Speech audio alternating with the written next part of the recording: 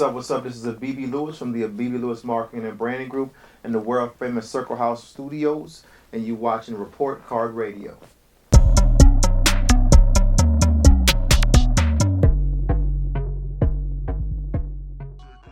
So, BB, man, it's been a long time. Man.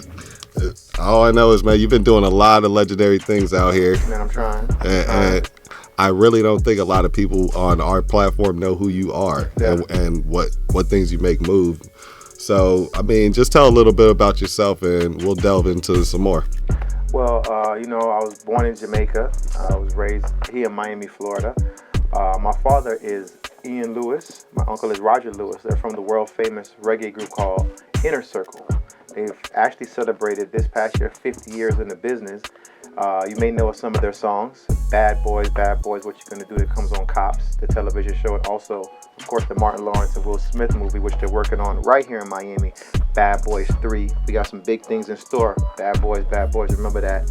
They had another hit called Girl, I'm Gonna Make You Sweat, which was a huge hit in Germany. Very, very big hit. And they have tons of other big reggae hits. And also, my little brother is Lunch Money Lewis, songwriter, producer extraordinaire. My little brother, man, he kills it.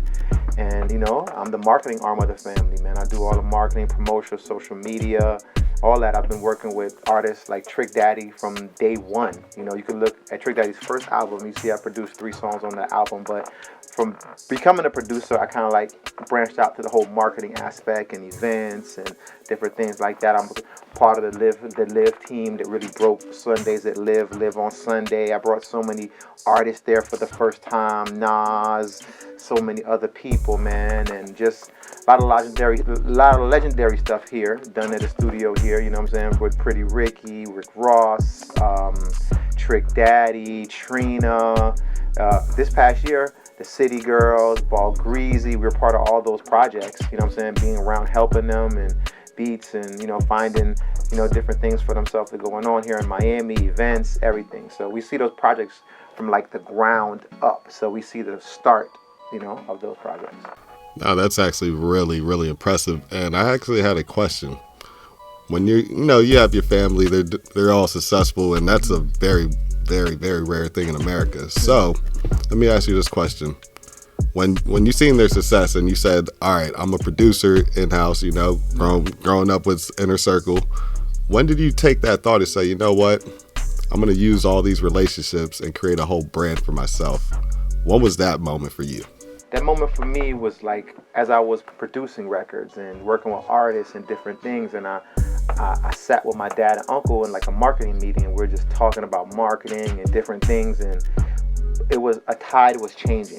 It was like going from like street marketing to now social media to MySpace to those different things, and I really couldn't find somebody to do marketing and work with us in that capability that would care. You know what I'm saying? Like, you pay a marketing company monthly and they work with you and they do this and the routine, but do they really care?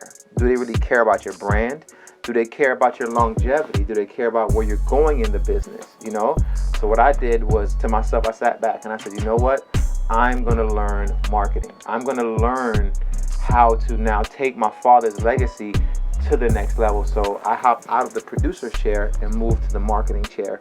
And, I had to sacrifice, and as of now, I'm glad I did, because, man, I know so much, man. And I watched the whole curve before streaming, before YouTube came in, before MySpace. So I seen the actual grinding of the street team. And then now I see the actual grinding of social media and Spotify and all that, and seeing how that's worked better for the clients that I have and the companies that I work with here in Miami and all over the world.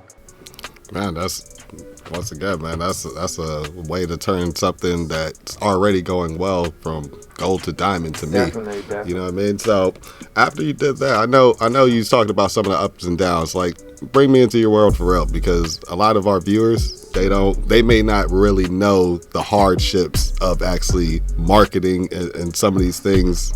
Well, it's like a creative space, man. You got to get up and motivate yourself every morning. This is not a thing where like you gotta, like, you waking up and you know what you're gonna do that day, or you know what's gonna happen. You don't really know what's gonna happen. You have to kind of like go with the wave. But you got to create your own wave. But you still got to get up and figure out what's happening out there. What's driving the traffic? What's the content? What can I do? Hey, luckily I got to grow up in a place like Miami where I have Haitians, Jamaicans, Cubans, Puerto Ricans, Venezuelans, man, the list goes on, Mexicans. Everybody's here in Miami. And it's like, I got so lucky to live next to some straight white people, and then next door, Spanish people, across the street, an interracial couple, across the street over there, a Jewish couple.